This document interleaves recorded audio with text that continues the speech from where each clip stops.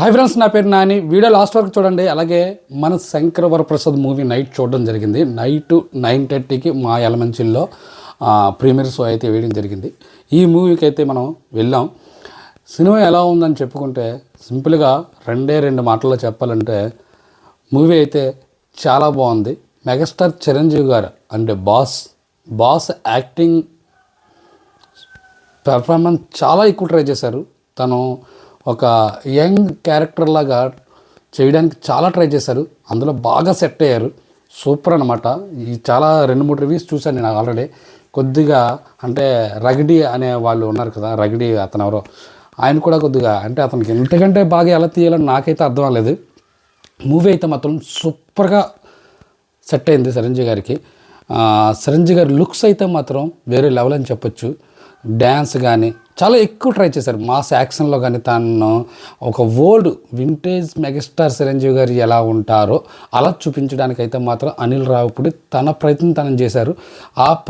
తను చేసిన ప్రయత్నానికి చిరంజీవి గారు ఫుల్ సపోర్ట్ చేశారు. మూవీ మొత్తం ఏ ఫ్రేమ్ చూసినా ఓన్లీ మెగాస్టార్ చిరంజీవి గారు మాత్రం ఉంటారు, ఎవ్వరు ఉండరు. అంత బాగా యాక్టింగ్ చేశారు. అది ఫస్ట్ హాఫ్ మొత్తం కూడా ఒక కామెడీ ట్రాక్ పట్టుకొని చిన్న ఎమోషనల్ టచ్ ఇచ్చి బ్రేక్ అయితే అవుతుంది. చాలా బాగుంది. అందులోనూ ఫస్ట్ హాఫ్లో వచ్చిన 2 సాంగ్స్ కూడా top notch.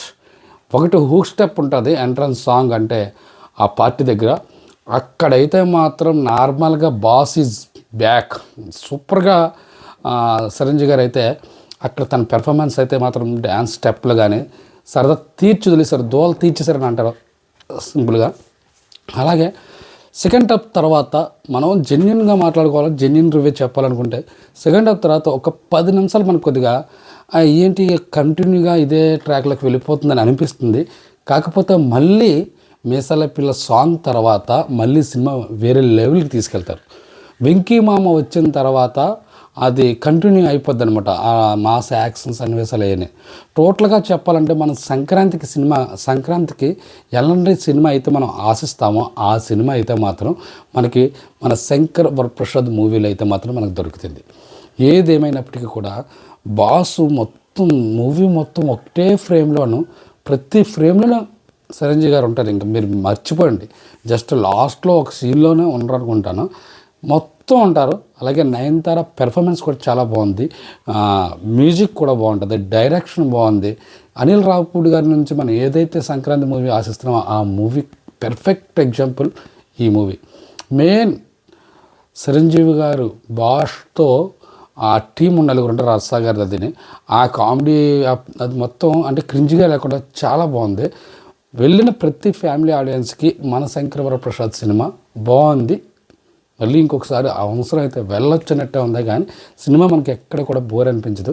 Main megastar Chiranjeevi గారి యాక్టింగ్ హైలైట్. లాస్ట్లో క్లైమాక్స్కి ఒక 20 మినిట్స్ ముందు వెంకటేష్ గారు అయితే వస్తారు. వెంకటేష్ గారి పెర్ఫార్మెన్స్తో వేరే లెవెల్కి అయితే అది వెళ్తుంది.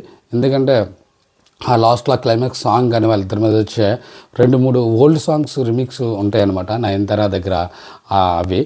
అది కూడా చాలా బాగా సెట్ అయింది. ఏదేమైనప్పటికీ కూడా మన శంకర వరప్రసాద్ మూవీలో ఎక్కడ కూడా అంటే ఓవర్ కామెడీ ఉండడం కానీ, అంటే అనవసరంగా నవ్వుతున్నామా అనే ఫీలింగ్ కానీ ఏమి ఉండదు. కామెడీ దగ్గర కామెడీ ఉంటుంది, చిన్న ఎమోషనల్ వచ్చేసింది, ఎమోషనల్ ఉంటుంది, యాక్షన్ సన్నివేశాలు యాక్షన్ అయితే ఉంటుంది.